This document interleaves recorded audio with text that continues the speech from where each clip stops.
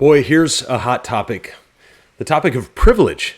What business owners can do with it when they have it. Hey, it's Scott Beebe with Business on Purpose. Always a delight to be able to be with you. Make sure to check us out if you go to mybusinessonpurpose.com/healthy. That'll give you an opportunity as a business owner to take a metric evaluation of the health of your business. A lot of times we'll look at a business owner and go, wow, they've got a lot of privilege. And the truth is, most business owners do to some extent.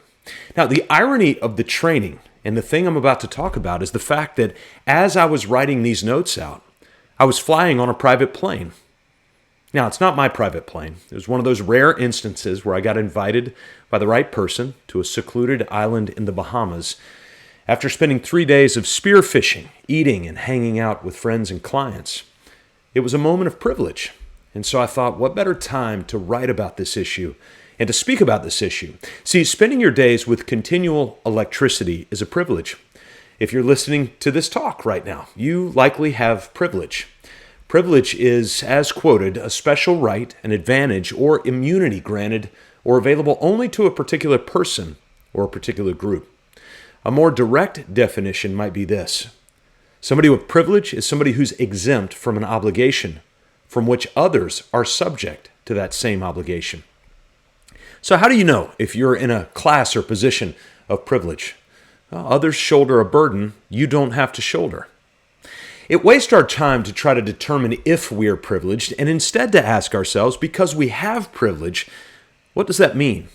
See, in the barren desert of the Middle East, a man hears a message. I will bless you, I will give you privilege, so that you can be a blessing. In other words, offer privilege to others. So let me reread it that way. I will give you privilege so that you can offer privilege to other people. The training is about that part of that message. See, when you have privilege, that goal is not to consume the privilege you have, but instead to inventory that privilege, proximity yourself among those who do not and don't have the same privilege you have, and then offer that privilege to others in a way that allows them to follow the same reinvestment strategies of that privilege. See, the problem with privilege is that we tend to see it as terminal. Either it stops with us because we consume it or we don't reinvest, or it stops with the direct person we share it with because they consume it and don't reinvest. There's a great book put out. One of the co-authors was Brian Fikkert, and he penned an aptly named and important book, When Helping Hurts. And the book opens our eyes to understand that when we have privilege, we want to share that privilege. And too often, the privilege we share ends up doing more harm than if we would have just kept the privilege to ourselves in the first place. It would help to redirect the privilege discussion back into the context of executive leadership and tie privilege back to our definition of executive leadership, and that's this: a proximity to motivate a team to pursue the named future that you see. So let's look at consuming and deploying privilege through 3 different lenses of our definition. First, privilege brings proximity. Now, proximity could mean close to or far away from. In some cases, our privilege means we're far away from suffering in some examples. Or sometimes our privilege means we're close to benefit. There's a template for leveraging the privilege of money to influence friendships. Of course, we're not condoning nor suggesting bribes or payoffs. Instead, you can choose to deploy your money in places that provide proximity for connection. When we're at a resort with our family, clearly a place of privilege. This resort puts an immediate proximity to people who had the same or more privilege than we had. We get to talking with some of the other vacationers, and over time, we get the direct email of a very well-known and influential music industry executive who has put some of the greatest acts on the world stage. We sat and watched a World Cup match with he and his young son and developed a relationship over time. The inanimate tool of our money and our privilege provided us with a special right, a granted or available only to a particular person or a group. There's no way we would have met that person, that influential person, had we not had the privilege of resource to be able to get us there. It's good to constantly ask, how can the privilege I had provide proximity to bring that privilege to other people, or to provide new relationships that breed new privilege? Secondly, privilege can breed motivation for yourself and for others. When you have access to privilege, you often have something someone else would like to have, but it's unable to attain. Think about the privilege of a well-known athlete who is willing to step down from his throne of notoriety and sincerely show up to read a book to a kindergarten class or visit patients at a hospital and offer encouragement. The athlete has the privilege of notoriety, influence, and voice, and yet they offer that to those who do not, and thus bring a unique motivation that might help that kindergartner grow up to have a unique impact or provide the motivation for the mental fight that a patient will need to conquer their disease. Privilege reinvested breeds new and novel privileges that can be perpetuated ongoingly. Privilege consumed, well, that's terminal. It breeds bitterness, expectation, and a narrow-minded arrogance that pushes the privileged to think that they are the ones responsible for their own privilege, ignoring all of the investment of privilege that has been planted into their lives by other people.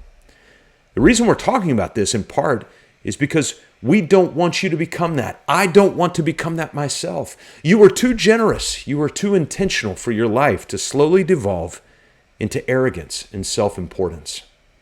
Thirdly, privilege helps to jump the various hurdles on the way to the named future that we see. As a podcast I enjoy listening to, hosted by Guy Raz, it's called How I Built This. It's a fascinating look at the emotional inside of some of the world's most interesting businesses. Towards the end of each podcast, Guy Raz asked a staple question. It's a simple question. Does your success have more to do with luck or with skill? I love the podcast. I hate that question. Remember the old adage, the harder I work, the luckier I get? When we have moments of momentum and success that we cannot explain, we tend to call those luck. Pausing to reflect, we can actually align our, quote, lucky moments to moments of privilege. Privilege that you had that connection or were in that specific location. There are things we coordinate or manipulate for our benefit. And there are things that, quote, just happen. Well, pay close attention and ask yourself, would this thing just happen if I did not have access to the certain privilege that others don't? One day I might meet Carrie Underwood. It would feel like luck to you. But a short audit of my relationships and privileges reveal that I have the privilege of being a paying member of a mastermind group. And that mastermind group offers me the privilege of meeting and getting to know a very talented group of people. And one of those talented group of people is a guitarist and a dobro player. And that very talented guitarist and dobro player has the privilege of being on Carrie Underwood's team in her band. So what looks and sounds like luck to most is actually privilege dressed in a lack of awareness and context. History's wealthiest and wisest person, whose privilege was well documented, once declared this: all is vanity and chasing after wind. See, when we make our privilege the end game, we become the walking dead. When we look at privilege as an investment to enjoy and reinvest, we instead make time for what matters most. One final thought. Privilege can and will be a load to bear for those who have it. Share that load with people who have wisdom. The term team has its roots in the concept of a team of pack horses, a unified group pulling heavy loads in a specific direction. Privilege requires building a team to help advise, direct, and hold account your privilege so that it remains of value to all and not just to you. A business owner had accrued a significant sum of money in a profit account that he had built up as his business grew in a very short period of time. And as we were reviewing the progress, I told him, "Congratulations. You've seen that account grow." He looked at me with a blank stare and responded simply, "It's just one more problem I've got to handle." When you have resources, it is your responsibility to manage those resources. Of course, most people are bent to desire more instead of less, and the more you have, the more you're required to distribute. The ultimate question you must answer is this: what will you do with the privilege that you have, knowing that your response to that question will reveal the desire and state of your ultimate motivation? Be mindful, be slow, and be wise with the privilege that you have.